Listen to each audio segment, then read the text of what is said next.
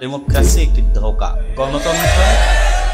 গণতন্ত্র মুসলমানদের জন্য একটি ধোঁকা এবং গণতন্ত্র দিয়ে কখনোই পূর্ণাঙ্গ ইসলামী খেলাফতের উত্থান সম্ভব নয়।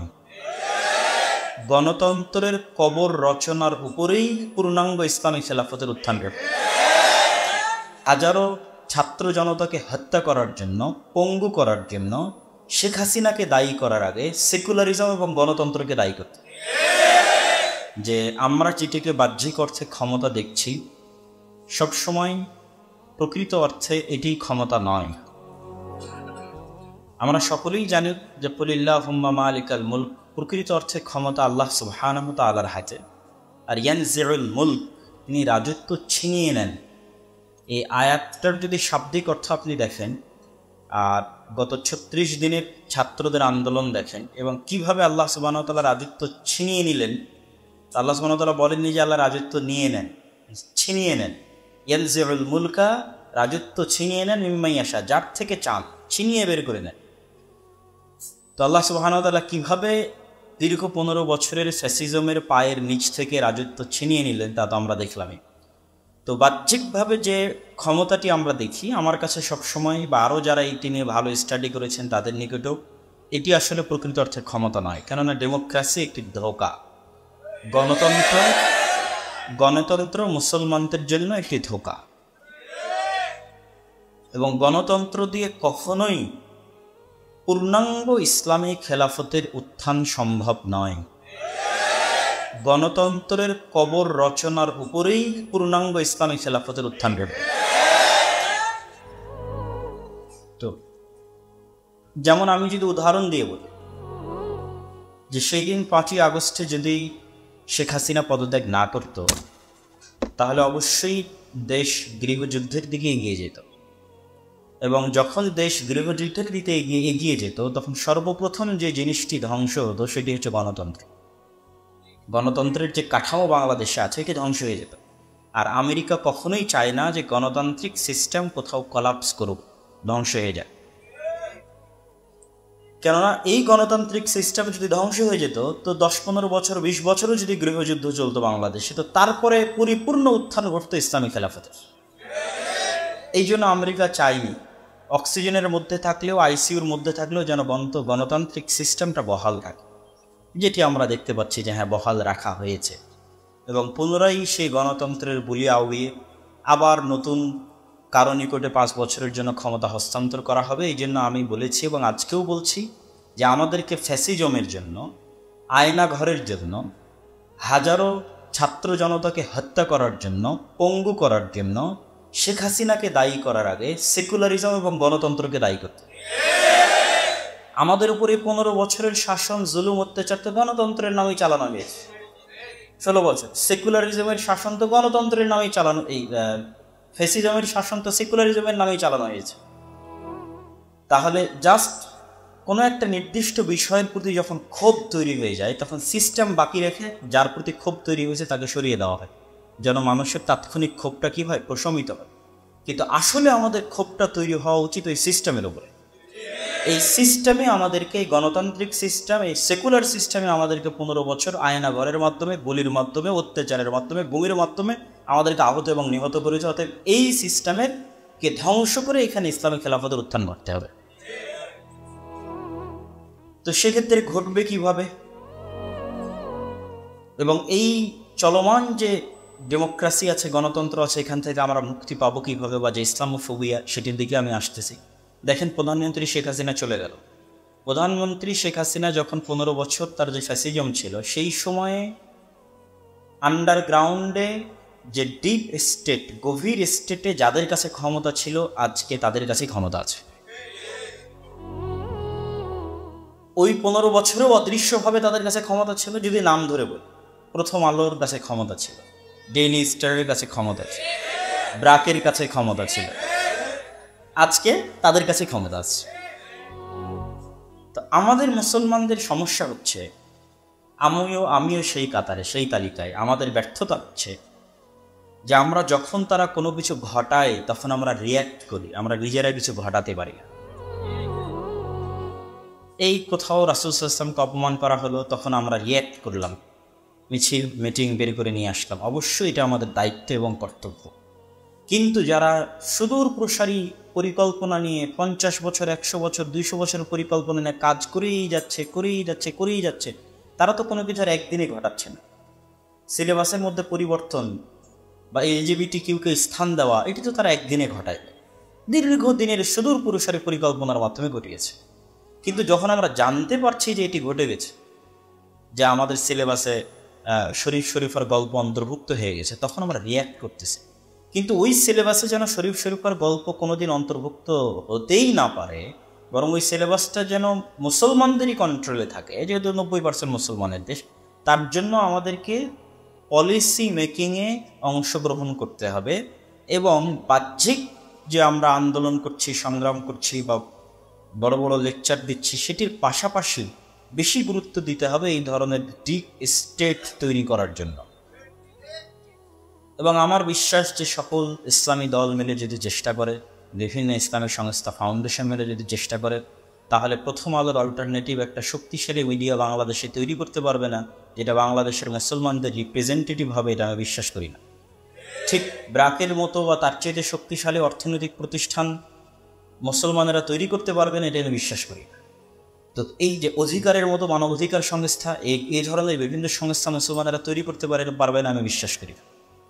তো আমি আমার বক্তব্য দীর্ঘায়িত করতে চাচ্ছি না।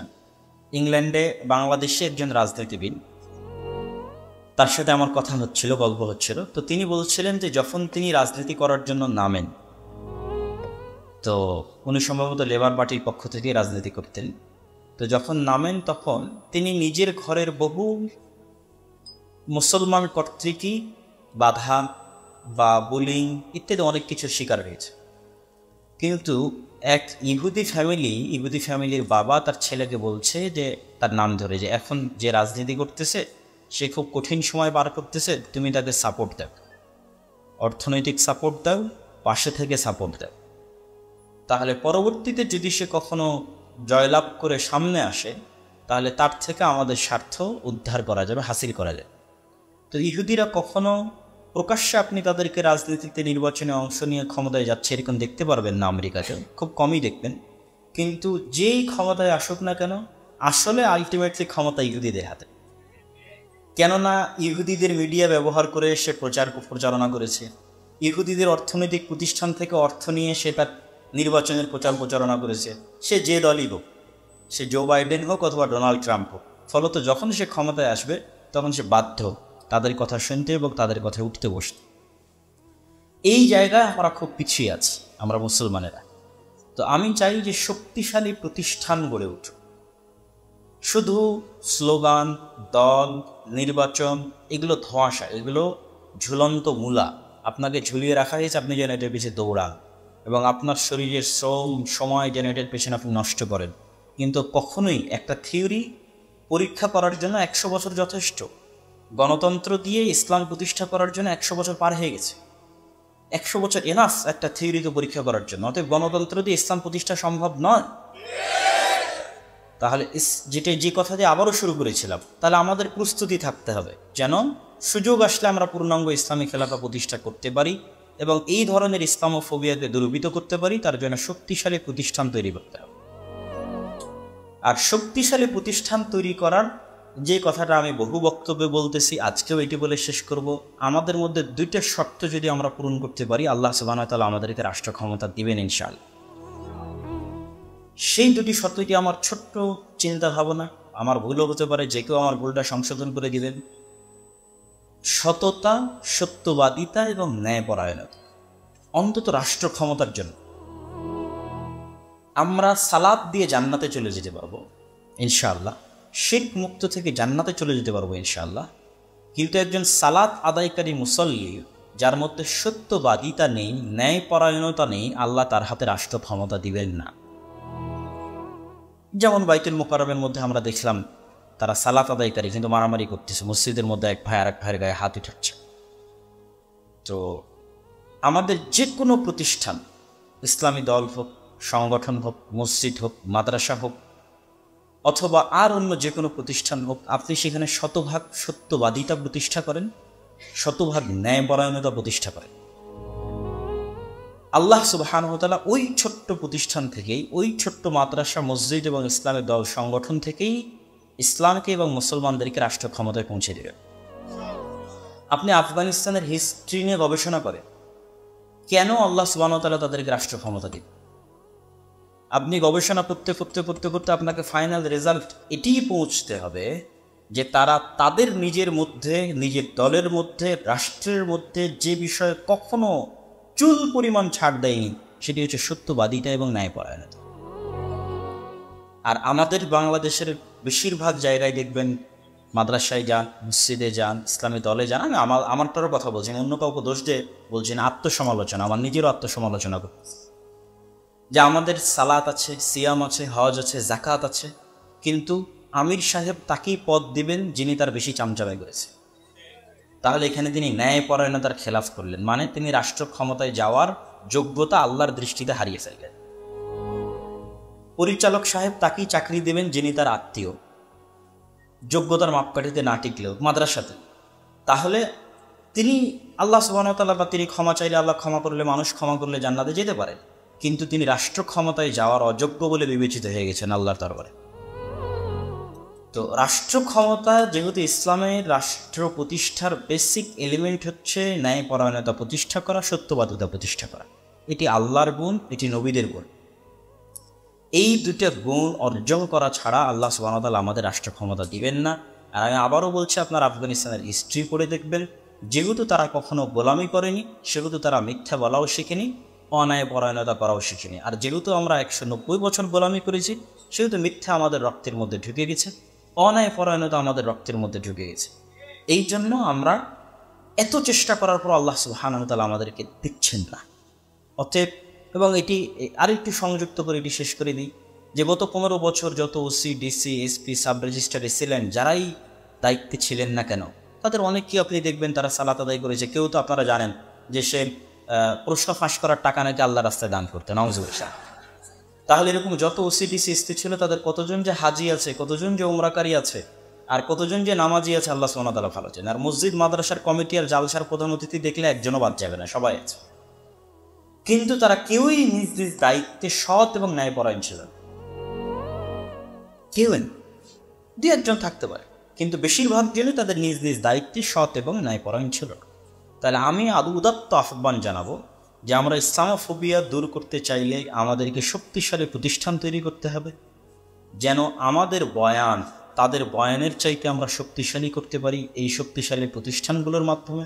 পাশাপাশি আমাদের কাছে যা আছে, যার যেখানে যা আছে, কেউ প্রকাশনের মালিক, কেউ প্রতিষ্ঠানের মালিক, কেউ দলের আমির, তারা নিজ নিজ প্রতিষ্ঠানে সত্যবাদিতা এবং ন্যায়পরায়ণতায় কম্প্রোমাইজ করিয়েন না, ন্যায়পরায়ণতা এবং সত্যবাদিতা প্রতিষ্ঠা করেন। ইনশাআল্লাহ আল্লাহ সুবহানাহু ওয়া তাআলা আমাদেরকে রাষ্ট্র ক্ষমতা দান করবেন, আল্লাহুম্মা আমিন।